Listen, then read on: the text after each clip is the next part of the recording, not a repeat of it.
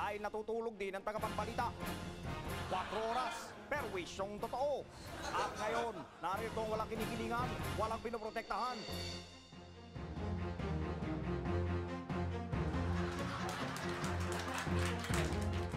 Magandang gabi, ito ang 4 oras dahil natutulog din ng mga tagapagbalita.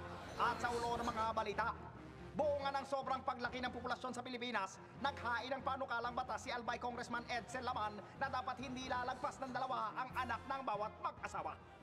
Sabi ni Congressman Laman na okay lang bumigay sa tawag ng laman ng mag-asawa, basta't wag lang sana silang anak ng anak.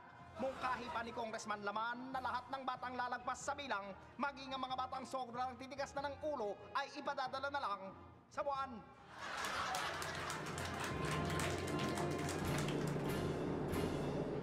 At ngayon, dumako tayo kay Bel Chongko para sa karagdagang balita. Bel, aso! Magandang gabi. Ito po ang inyong kahuso, si Bel Chongko. Hamunan ang mga away sa pagitan ng mga taga-Australian Embassy at mga Pinoy na uwi sa food fight.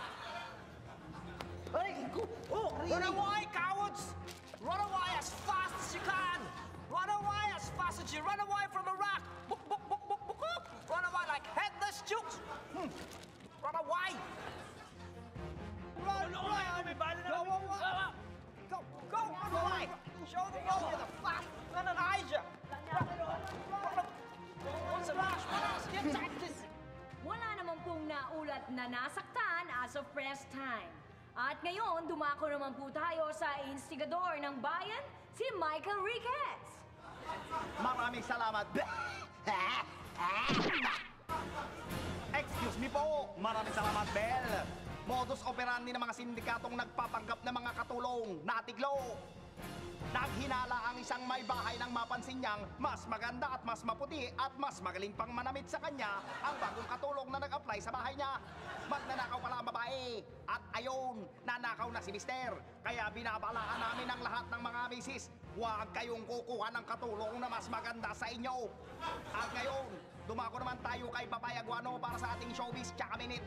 Papaya! Aso! Tsaka Minute! Salamat, Mike! Sa Showbiz Tsaka, imbera ang model turn beauty queen turn actress turn avenging mother na si Kulani Marquez sa pakikialam ng TV show host na si Kiss Aquino sa usapang pampamilya nila ni Lito Lipat. Who does she think she is? Thinking of me? Since when did she become a familiar member? I gave honor to this country, and she doesn't have the right to give me a left. Wala siyang please to know, no? As in please, wala siyang pake and to know alam. Wala siyang pakialam. At ayan ang ating Showbiz Tsaka Minute ngayong gabi. Pasensya na po kayo, Mike. Maraming salamat, Papaya. Diyan po nagwawakas ang 4 oras ngayong gabi. Itong inyong lingkod, Michael Riquez. Ako naman po, si Bel Chongko. Marami pong salamat sa inyong pagtutunganga. At ako naman po si Papaya Guano. At sa inyo ay perwisyong totoo. Natutulog din kami 4 oras dahil natutulog din ng tagapagbalita.